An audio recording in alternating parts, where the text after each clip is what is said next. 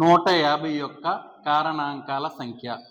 First కారణాంకాలు కట్టాలంటే ఇచ్చినటువంటి సంఖ్యని ప్రధాన సంఖ్యలతో భాగించాలి. ఇది మనకి 5తో డివిజిబుల్ అవుతుంది. 5 3s are 15, 0. 5 30s అవుతుంది. మళ్ళీ దీన్ని 5 6s are 30. మళ్ళీ దీన్ని 3 2s are 6. సో ఇక్కడ మనకి 2 power 1 into 3 power 1 into 5 power 2, 5 square. అంటే ఇప్పుడు ఇక్కడ మనం ఒక్కో దానికి ఒకటి కలపాలి. అంటే 1 plus 1 into 1 plus 1 into 2 plus 1. So ఇక్కడ 2 into 2 into 3. 2 2s are 4, 4 3s are 12. So 150 యొక్క కారణాంకాల సంఖ్య 12. ఇప్పుడు కారణాంకాలు మొత్తం అడిగాడు. మొత్తం అడిగినప్పుడు ఏం చేయాలంటే దీన్ని 2 power 0 plus 2 power 1 అని రాసుకోవాలి.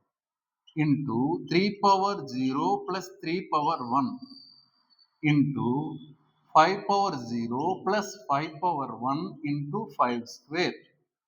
సో ఇప్పుడు కారణాంకాలు మొత్తం అడిగాడు. సో 2 power 0 అంటే 1, 1 plus 2 3 ఇంటూ 3 power 0 అంటే 1, 1 plus 3 4 ఇంటూ 5 power 0 అంటే 1, 1 plus 5 6 plus 25, 6 plus 25, that means 31. So ఇక్కడ మనకి 3 4s are 12, 12 1s are 12, 12 అంటే ఇక్కడ 2, ఇక్కడ 1, 12 3s are 36, 36కి 1 యాడ్ చేస్తే 37, 372.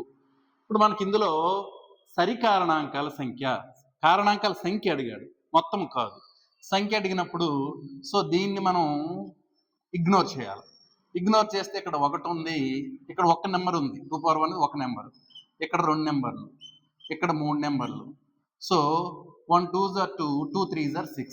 సరి కారణాంకాల సంఖ్య 6 వచ్చాయి. మొత్తము అడిగాడు. మొత్తం అంటే ఇప్పుడు ఏం చేయాలా, ఇక్కడ 2 power 1 ఉంది, తీసుకోవాలి. 2 power 1 అంటే 2 ఇంటూ ఇక్కడ 3 power 0 అంటే 1, 1 plus 3 4 ఇంటూ ఇక్కడ 5 power 0 అంటే 1, 1 plus 5 6, 6 plus 25 31.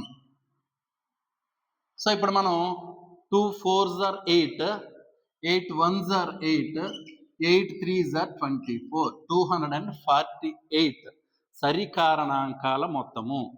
ఇప్పుడు బేసి కారణాంకాల సంఖ్య కావాలంటే ఇక్కడేమో దీన్ని తీసుకోవాలి. బేసి కారణాంకాల సంఖ్య అంటే ఇక్కడ 1 ఉంది, ఇక్కడ 2 ఉన్నాయి, ఇక్కడ 3 ఉన్నాయి. సో ఇవి కూడా 1 2s are 2, 2 3s are 6. బేసి కారణాంకాల సంఖ్య 6 వచ్చింది.